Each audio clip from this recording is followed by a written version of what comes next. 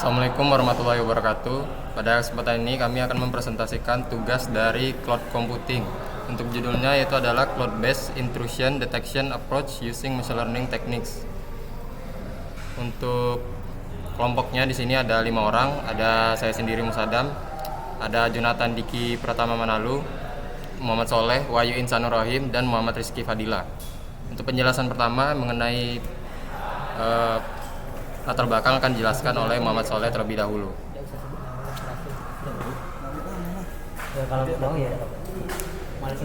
Baik, perkenalkan nama saya Muhammad Soleh. Di sini saya akan menjelaskan tentang latar belakangnya. Cloud computing menawarkan akses praktis dan sesuai permintaan ke sumber daya bersama seperti jaringan dan penjimatan melalui model layanan seperti PaaS, SaaS, dan IaaS yang diterapkan pada private, publik atau hybrid cloud. Menurut Institut Standar dan Teknologi Nasional, cloud memiliki karakteristik seperti akses jaringan, pengumpulan sumber daya, elastisitas, dan layanan terukur yang memberikan kinerja tinggi. Masalah yang diangkat pada artikel. Namun, sementara cloud computing menawarkan fleksibilitas dan efisiensi, keamanan tetap menjadi masalah yang serius. Ancaman berbasis internet seperti serangan malware dan serangan DOS dapat mengancam integritas dan kerahasiaan data yang disimpan di cloud.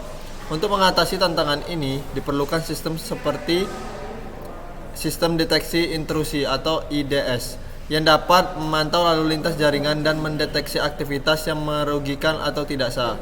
Baik, selanjutnya yang akan dijelaskan oleh Rizky Fadila.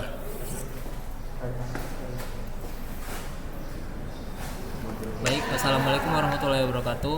Kenalkan, nama saya Muhammad Rizky Fadila. Saya akan menjelaskan metode deteksi.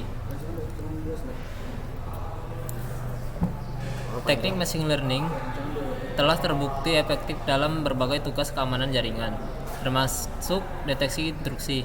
Dalam penelitian ini, pendekatan deteksi anomali diusulkan menggunakan klasifikasi random forest atau RF dan rekayasa fitur berdasarkan proses visualisasi data untuk mengurangi jumlah fitur yang digunakan. Evaluasi kinerja model dilakukan menggunakan dataset NSL, KDD, dan bot IoT, dan hasilnya menunjukkan kinerja model yang baik. Selanjutnya adalah sistem deteksi intrusi. IDS digunakan untuk mendeteksi aktivitas tidak sah yang mengancam kerahasiaan, integritas, dan ketersediaan informasi. IDS dapat diklasifikasikan menjadi network IDS atau NIDS, memantau aktivitas di tingkat jaringan. Yang kedua, host IDS, memantau aktivitas di tingkat mesin host. Metode deteksi yang digunakan oleh IDS meliputi: yang pertama, deteksi berbasis penyalahgunaan, mengidentifikasi serangan yang dikenal. Yang kedua, deteksi berbasis anomali, menemukan serangan yang tidak dikenal. Yang ketiga, deteksi hibrida, menggabungkan kedua metode untuk kemampuan deteksi yang lebih baik. Perkenalkan, nama saya Wahyu Insanur Rahim. Di sini saya akan menjelaskan tentang machine learning dalam IDS.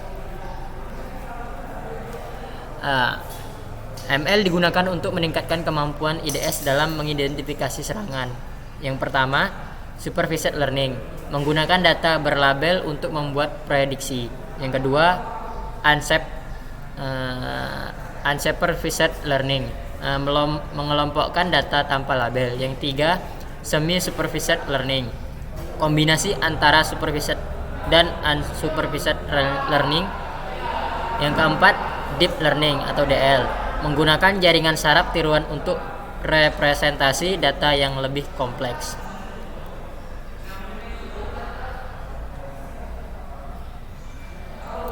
Yang pertama, supervised learning algoritma, yaitu KKN, decision tree, linear regression, neural network, dan random forest. Yang kedua, unsupervised learning, clustering, dimensionality reduction, association rule learning. Yang ketiga, deep learning. Digunakan untuk representasi data yang kompleks seperti dalam sistem deteksi intrusi berbasis LSTM dan RNN. Jenis serangan. Yang pertama, Distributed Denial of Service atau DDoS, serangan yang berusaha membuat layanan tidak tersedia dengan membanjiri sistem dengan lalu lintas yang berlebihan. Yang kedua, malware, perangkat lunak berbahaya yang dapat merusak atau mencuri data. Yang ketiga, phishing, upaya untuk mendapatkan informasi sensitif dengan menyamar sebagai entitas terpercaya. Yang keempat, intrusi lainnya, termasuk akses tidak sah dan eksploitasi kerentanan sistem. Baiklah, saya Jonathan Diki Pratama Manalu akan melanjutkan presentasinya. Ada model penerapan cloud. Model penerapan cloud dirancang untuk berbagai entitas sesuai kebutuhan mereka. Public cloud menyediakan sumber daya untuk klien publik. Private cloud didedikasikan untuk satu identitas, menawarkan keamanan lebih tinggi karena penggunaan yang lebih sedikit. Hybrid cloud menggabungkan aspek cloud pribadi dan publik. Community cloud, platform multi penyewa yang memungkinkan beberapa perusahaan dengan kebutuhan serupa untuk berkolaborasi. Rancangan eksperimen. Eksperimen ini dirancang untuk mengevaluasi kinerja model deteksi anomali berbasis RF pada dua dataset utama, NSL, KDD, dan bot IoT. Proses eksperimen meliputi beberapa tahapan. 1. Processing data. Pembersihan data untuk menghapus noise dan data yang tidak lengkap. Normalisasi dan transformasi data untuk memastikan semua fitur berada dalam skala yang sama. Fitur engineering, pengurangan dimensi dengan memilih fitur-fitur yang paling relevan, menggunakan visualisasi data dan teknik statistik. Ekstraksi fitur untuk menghasilkan fitur baru yang dapat meningkatkan kinerja model. Ini membagi dataset menjadi set pelatihan dan set pengujian. Melatih model RF menggunakan set pelatihan. 4. Model evaluasi menggunakan metrik evaluasi seperti akurasi, presisi, recall, dan F1 score untuk mengukur kinerja model pada set pengujian. Membandingkan hasil model dengan metode deteksi lainnya. Dan dilanjutkan dengan teman saya Musadam. Untuk hasil yang pertama, di gambar yang pertama itu menunjukkan matriks kinerja dari model deteksi intuisi yang diusulkan dengan menggunakan dua dataset berbeda, yaitu ada bot IoT dan NSL KDD. Model ini mencapai kinerja yang sangat baik pada dataset bot IoT dengan akurasi, presisi, dan recall semuanya mencapai 100%. Menunjukkan bahwa model ini sangat efektif dalam mendeteksi semua jenis intuisi pada dataset ini. Namun pada dataset NSL KDD, meskipun akurasi dan presisi masih sangat tinggi, masing-masing 98,3% dan 96,3%, dan yang rendah 46,0%, menunjukkan bahwa model ini kurang efektif dalam mendeteksi semua kasus intuisi yang sebenarnya. Gambar yang kedua menunjukkan perbandingan kinerja model deteksi intuisi yang diusulkan dengan beberapa model lain berdasarkan akurasi matriks. Model yang diusulkan menggunakan dataset bot IoT mencapai akurasi yang sempurna sebesar 100%, mengungguli semua model lain yang dalam perbandingan ini. Sementara model yang diusulkan dengan dataset NSL KDD juga menunjukkan kinerja yang sangat cukup baik dengan akurasi 98,3%. Hanya sedikit lebih rendah daripada model LSTM yang mencapai 98,9%.